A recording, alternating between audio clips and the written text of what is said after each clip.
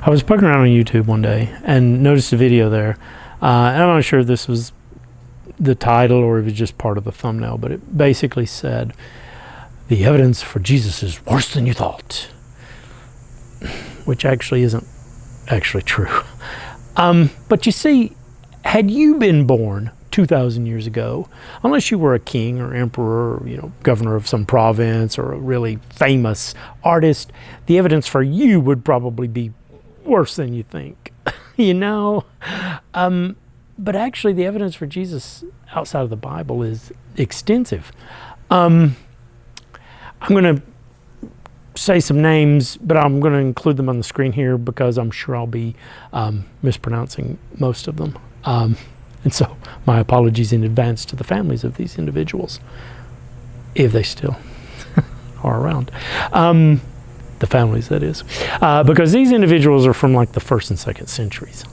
But anyway, a historian named Phlegon, a Greek satirist Lucian, a Roman governor Pliny the Younger, apparently, Jewish Roman historian Josephus, a Roman historian named Tacitus. And those, again, aren't the only ones that ever you mentioned Jesus. So really, whether or not Jesus lived, really, that's established fact. There really isn't any reputable, historians in the world that question whether or not he actually lived. Maybe those that are trying to be controversial or, whatever.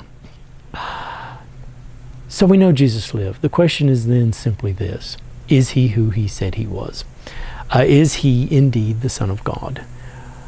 Because either he is, or he was a nut with a death wish. Because see, back in the day, you didn't say things like, I'm God. You didn't say things like that.